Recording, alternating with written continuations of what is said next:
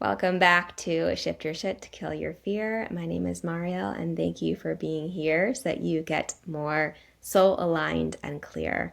Let's get right into it today, where I want to talk about one of my favorite topics, which is the darkness. We have been taught all wrong about the darkness, and today's concept, I intend, finds you well and continues to shift you into the remembrance of you. A reminder that everything that I share is nothing you don't know. You already know this, but forgot it when you came here to this human experience, and you get to remember, you get to remind the soul why you're here, and to be here in your true aliveness, which is really all that we desire is to feel alive. And so that is why sometimes things occur, habits, conditions, programmings that are kind of false experiences of your aliveness. And again, all it's doing is showing you and giving you contrast to the real you of what you truly desire. A reminder that you have chosen every experience here, every relationship to continue to awaken you, to realign you, to remind you of pieces that you are, but also pieces that you are not. And so we dance with every teacher experience in our life, and when we can see it as a dance, and we can see it as we are dancing with darkness and light at the same time, that is when we get to truly come home to us. If anything nature shares with us, the darkness and light, it's all part of it. Today's concept is all about the idea of darkness is actually an excess amount of light. So for a moment, I'm going to ask you to soften the gaze or close the eyes and just let that sit with you as maybe a new way of thinking and being and moving through your own experience through you internally. Darkness is an excess amount of light. So imagine within you at any moment in time that you are doing a behavior or something of instant gratification that, again, you're just wanting to feel more alive, for one, and we can admire, honor, and bring more compassion and gentleness and tenderness to ourselves and ourselves. But also know that in that there is so much light within wanting to burst out of you that sometimes it can feel uncomfortable. It can feel like something like tension or unease. But what if you knew that it actually was quite the opposite of that, that it was just this beautiful, illuminating light from within, overpouring within you and wanting a release from you, out into the world, into you to create. And it's just the energy that's getting your attention to create. And sometimes this looks like things not going the way that you wanted them to go. Things seem like detours or pauses or distractions that are showing up. But it's here to bring more light in. And I've shared this before and I'll share it again, that the days that you have everything going your way are actually not the days that are full of miracles and the most abundance of you and around you. Those are preparation days to remember that those days you come to remind you of your essence. But the darkest days, this day that we feel this darkness or things not going as planned or inviting us to pause and shift, are the biggest blessings, and where the miracles come from is this space. So again, we would label this energy within us as darkness, but really it's the excess of light. And so in dark days, it's the excess of light in the day and in the days to follow.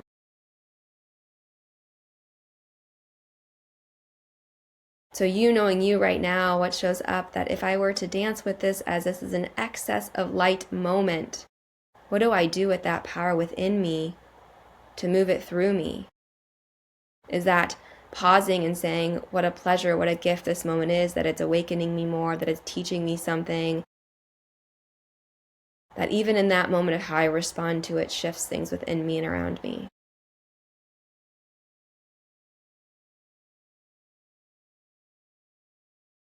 If it's an addiction or impulse or instant gratification, like mindlessly scrolling on your phone or doing a behavior that you're just sick and tired of doing, what if you caught yourself right now and just see yourself in that moment of doing it going, there's just an excess of light here that's being shown to move through me. And if you knew that that was the power within you in that moment, what would you do with that power in that moment? Would you keep mindlessly scrolling? Would you keep biting at your nails or playing with your hair or eating and becoming unconscious and just doing it because it feels good in the moment? Keep checking your email, messaging a friend right away for comfort versus sitting with it, with your own self and something bigger than you. Just noticing these adorable little moments of you being human and you having these conditions programmings that now have you instead of you having it. But now look at one of those moments that show up now and just see yourself going, there's an excess of light here right now. What do I choose with it now? What do I choose to do with this excess of light now? And breathe into that.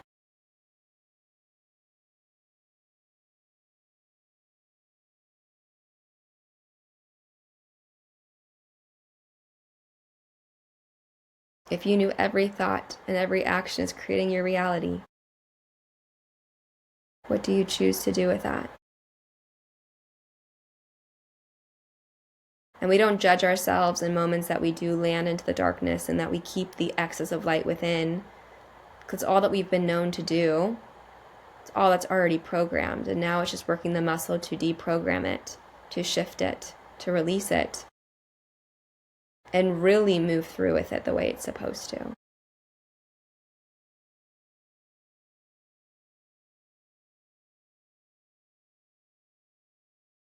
So see yourself in one of those moments as this big excess of light is pouring through you and out of you. And what do you do with knowing that incredible power, that incredible light is just oozing from you in any of those moments? It's not to be judged or criticized. It's to be curious and to create from there the next thing.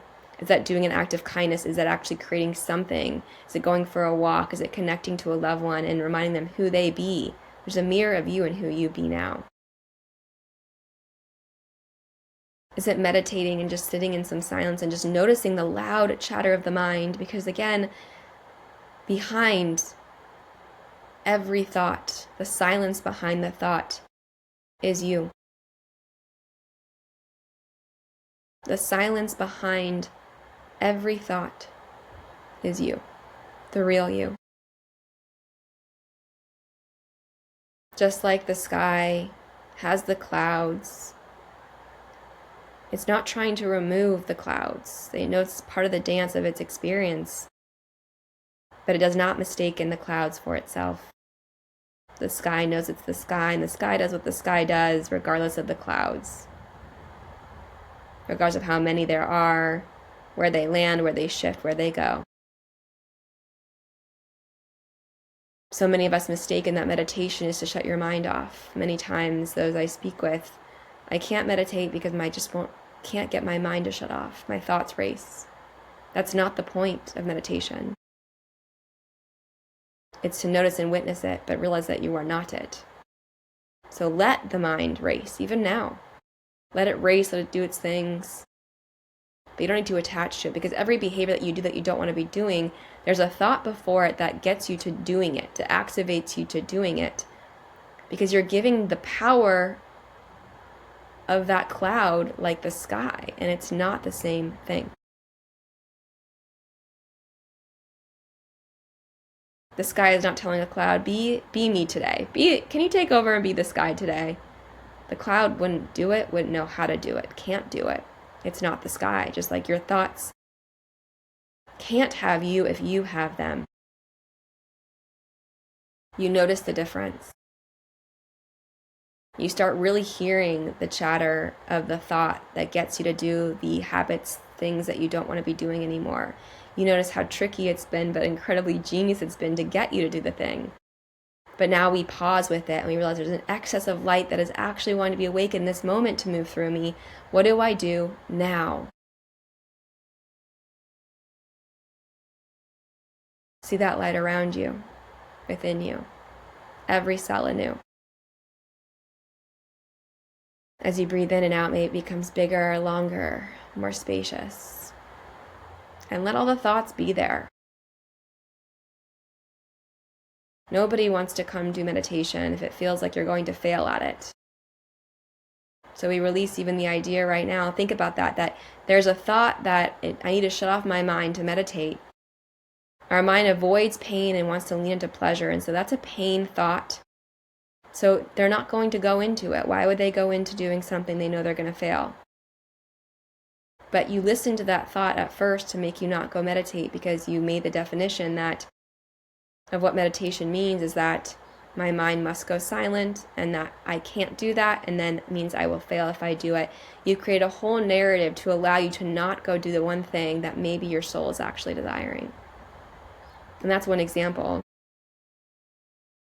But if you just listen to all that chatter right now, this is what meditation means, this is what happens if I don't do it right or well or this or that, if you just saw them as the clouds and not the sky and said, but you know what, I'm going to do it anyway, and let be what is, that's the axis of light moving through you.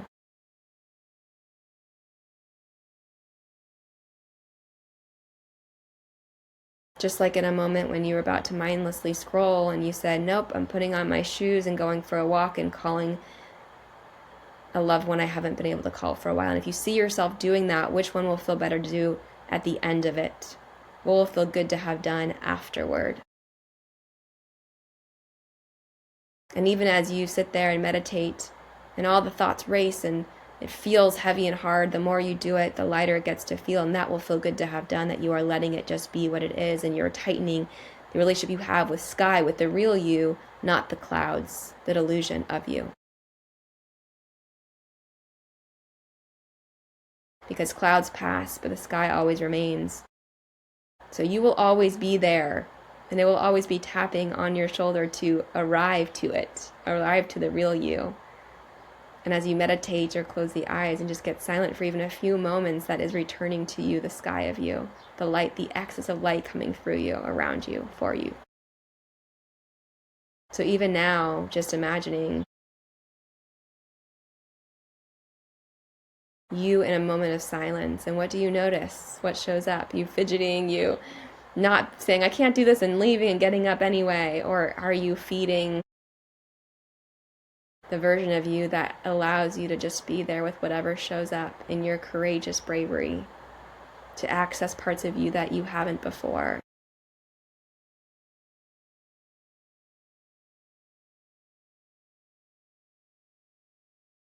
They say the sky is the limit, but who are they? But if it's much further, that you can access the abundance of you and all things you desire just by pausing and with coming and returning within, not fearing it as something, as punishment. Like if you were put into timeout as a kid, that would be a form of meditation that now tells the kids messaging in the mind, this is punishment. Right now we get to redefine. If you knew that meditation was the best medication for your soul, for your human, for your well-being, how would you want to describe it? That the axis of light could move through you in those moments of just even a single moment of a breath, not fearing the thoughts, not fearing yourself, and trusting that whatever is moving through you is meant to. And you can hear the thoughts, but you are not the thoughts. And when you know that you have them, they don't have you. So I'm going to open about a minute of silence together, knowing that we're in this together, that there's no threat to any thoughts that come up because they're not yours. And know that you are the silence behind the thoughts. Maybe that's the mantra that you take when you notice the thoughts happening. I am the silence behind the thoughts. I am the pause between the words. Just like a musical instrument playing, I am the silence between the notes.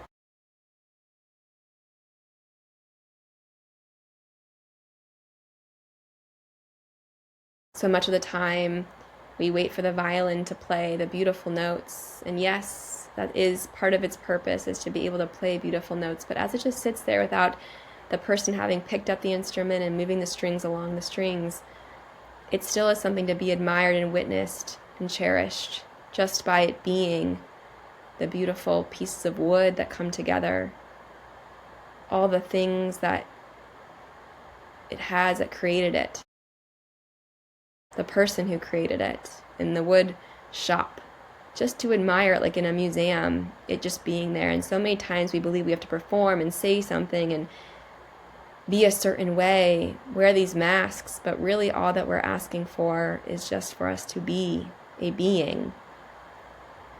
And in meditation, or whatever you want to describe it as, is a place just to be.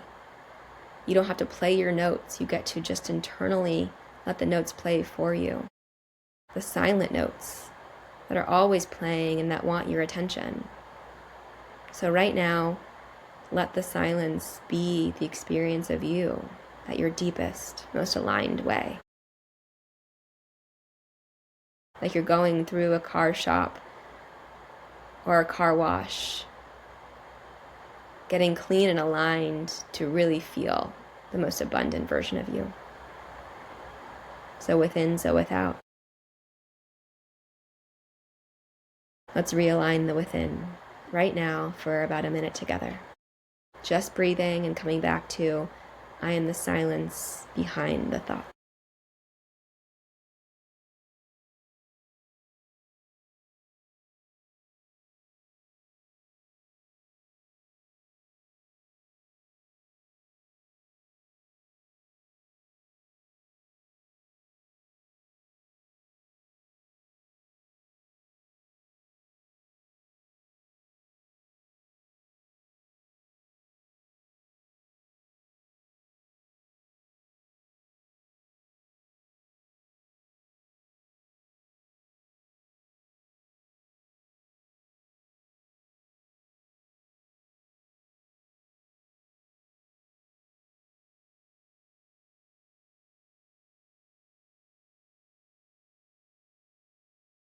I am the silence behind the thoughts.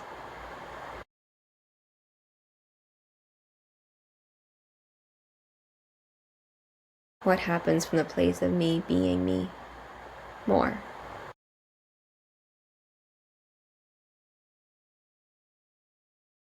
Letting the excess of light flow through me even more now.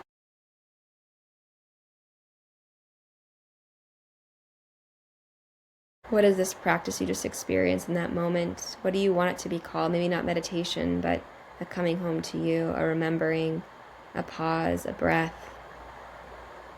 Redefine it now. Change the narrative. Change the experience of it. And inviting you to welcome in more of it. At any moment that you see the excess of light,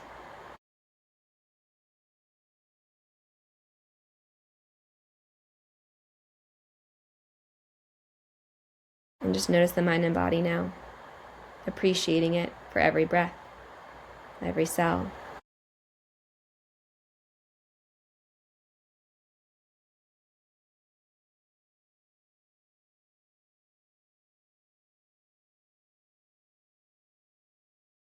And what do you do now with this? In any moment, you can pause and go, how can I just be more me in this moment right now? And just notice what can show up in that space, because you are your greatest teacher.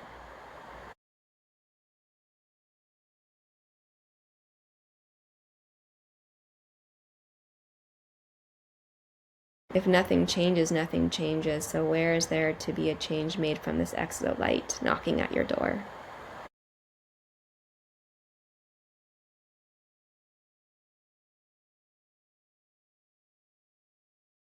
And just observe yourself for a moment, observing yourself. Sitting in silence, maybe you're crisscross, eyes closed, or you're laying down and letting your arms rest overhead and legs out straight, or what's a space that you see yourself being in silence without all the noise of the external world. And admire that version of you that makes the time for it. See that version of you so clearly and appreciating it. Thank you, thank you, thank you.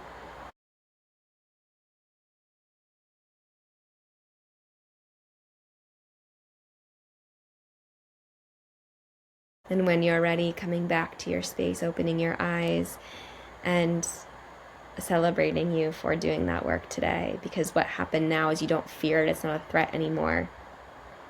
And from that, I intend more aliveness comes through you.